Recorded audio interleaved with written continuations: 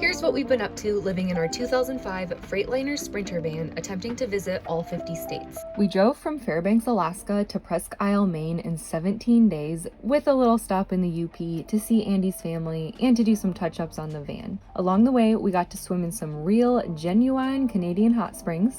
It smells pretty bad. What's it called? Sulfur? That was a fun experience. Explore Edmonton, Alberta, and we crossed the Canadian border too many times to count. Just kidding, it was 6 if you count back and forth. And Andy's criminal history from his drinking days in college got us searched every time we entered Canada. Said don't get out of the car. Okay. Continue watching this video to see all the beautiful state of Maine has to offer, specifically in the autumn season. Hi, I'm Claire. This is my husband Andy and our dog Henry. In July, we started living full-time out of this 2005 Freightliner Sprinter van that Andy had custom made for us. After 5 years of the 9-to-5 grind, we decided we wanted to try something new. So we ventured off on a year-long break to see as much of the United States as possible. Join us in our attempt to visit all 50 states in the next 12 months. We have a little bit of a problem. It's been over 24 hours without water in our water tank. I hate when this happens. I hate when we let it get to this, because then you're screwed. If you don't have water. Oh, I don't see anything on the building. You'd think you'd see something. Can we use it? Thank goodness. I think they're gonna let us hook up here.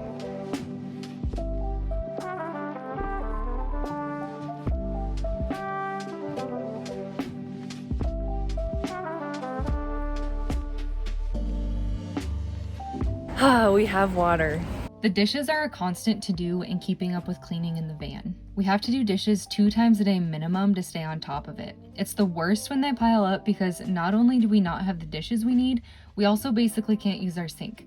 I completely cleaned all of the dishes that had built up in the sink, and by the time I got around to washing my face, you can see there's already more dishes that have been added to the never-ending chore.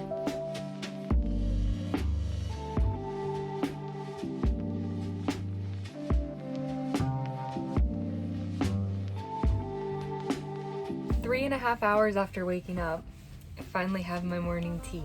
I spent the morning doing some much needed cleaning and organizing, and we ran some errands too. It's kind of become our ritual to do a deep clean whenever we arrive in a new place, because after a few days of travel, the van gets pretty messy. See? More dishes. I love how clean the van feels after sweeping the interior. Ideally, we would do this at least once a day, but it usually happens every couple of days. We also just use Clorox wipes on the floor in place of mopping.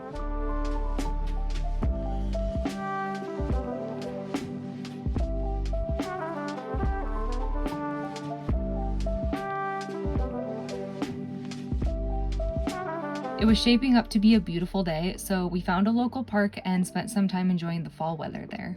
Oh my gosh, it is so nice out here. Got changing leaves. It's like the perfect temperature. Don't have a jacket on. There's a lake over there and a walking trail.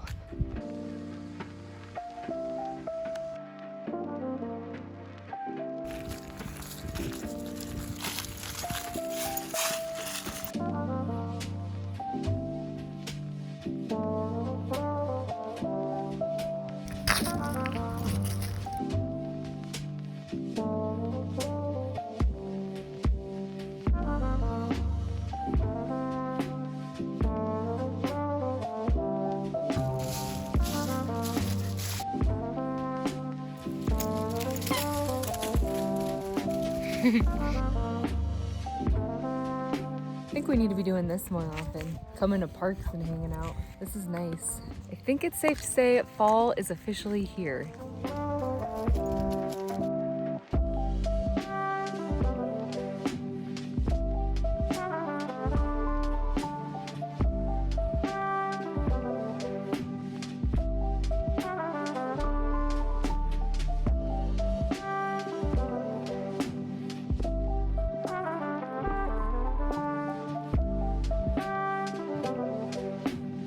Something I find really cool is that along the timeline of visiting all 50 states, we will get to be at the furthest most point in all directions of the country. West Quoddy Head Lighthouse is located in the town that is as far east as you can possibly get in the US.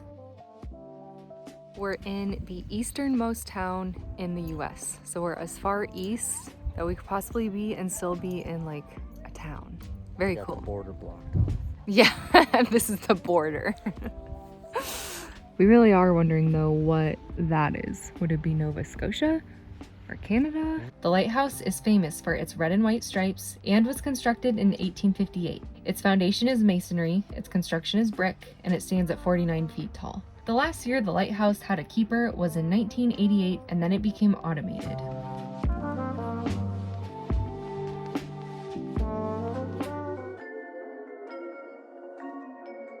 Okay, so super old lighthouses are cool and stuff, but what I'm really trying to see are famous people's houses. In Bangor, Maine, Stephen King owns a home, and he really plays into the whole being an author of the horror genre thing. The house is spooky, it's surrounded by a black iron fence with bats on it, and there were red balloons hanging on the fence as an ode to the book It he wrote about the creepy clown.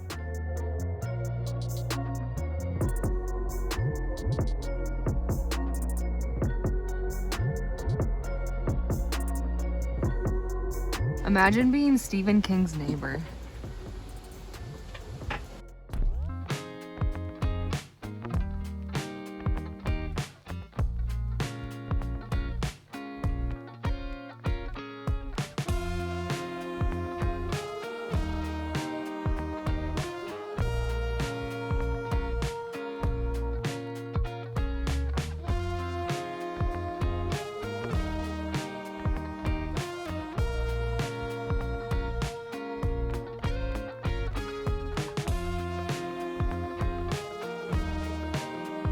Bar Harbor, Maine is located on the outskirts of Acadia National Park. Since both of these locations were on our list, we were able to do a double whammy. During the day, we would hike and explore Acadia, and in the evenings, we would hang out in Bar Harbor. Bar Harbor is an adorable tourist town with lots of great restaurants and cute shops. It wasn't exactly friendly to travelers like us, but I don't think they need to be with the foot traffic they get with Acadia right next door. We try not to eat out very much to save money, but so many people told us we had to get some lobster in Maine. So we did allow ourselves to splurge a couple of times while we were in Bar Harbor. Our first night there, we shared a lobster roll, and we also did a wine and cheesecake tasting, which was very good.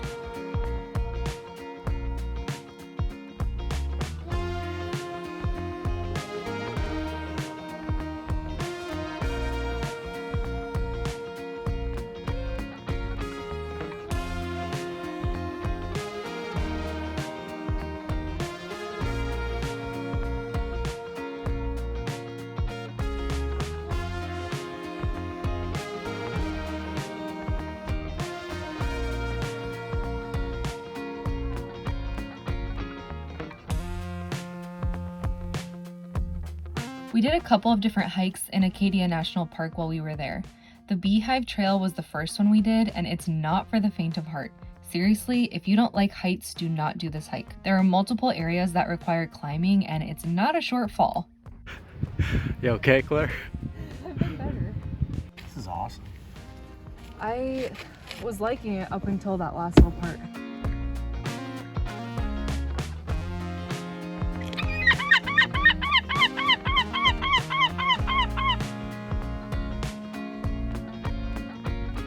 When we got back down to the bottom, we looked up at where we had just been, and we could see a whole trail of people on the side of the cliff, and they looked like a row of little ants.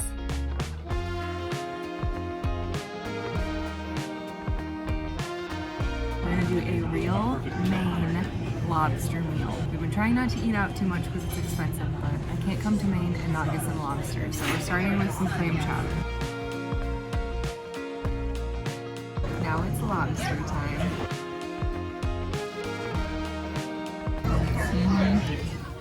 We're gonna be some of the first people in the United States to see the sun today.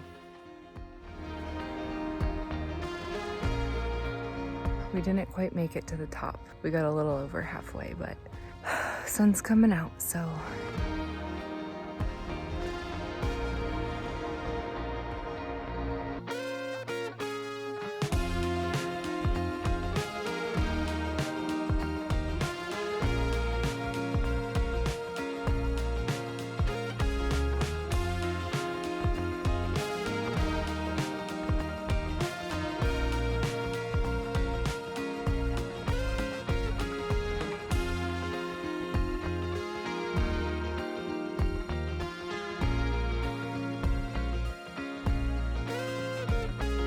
After a few days in Bar Harbor, we continued to make our way down the coast. We made stops along a variety of really quaint Maine towns. These included Blue Hill, Castine, Camden, Rockport, and Booth Bay. The history was really amazing to see in a lot of the homes, and it's evident the towns work hard to maintain that historical element to them. So this boat I'm standing in front of was made in 1871.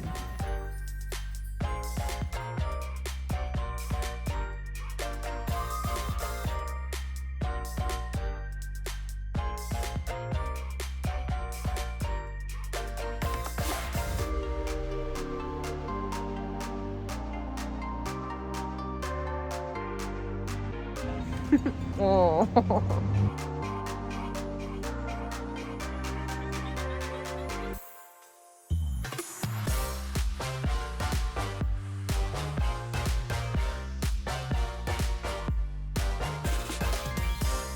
We have a multitasking dog, licking his paws and scratching his neck at the same time.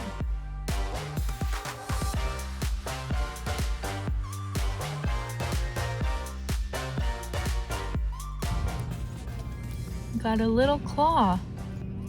In Booth Bay, we saw a little house on the water. We learned that in 1902, a supposed fish dealer named William Foster built the house. But in 1903, he was investigated on suspicion that he was using the home for other means. It was discovered that he was using the home to smuggle alcohol through the trapdoor in the floor.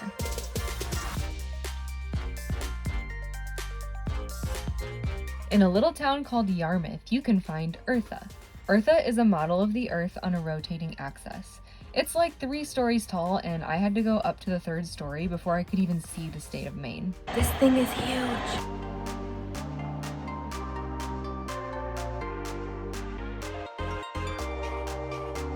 That is where we are, right there. I didn't realize how big South America and Africa are. Did you see Africa? It's like half of the world. Yeah. It's insane. After our pit stop at Eartha, we continued on to a city I was personally very excited to see. Living so close to Portland, Oregon for 5 years, I would always hear about Portland, Maine on the opposite side of the country, and I always wanted to go visit. Now I was finally getting the opportunity. Make sure you watch next week's video to see if it's worth the hype. Is the West Coast truly the best coast? If you enjoyed watching this video or any other videos on my channel, please consider giving it a like by clicking on the thumbs up button. If you want to follow along on our van adventures over the next year, make sure you subscribe. Thanks for watching and see you next time.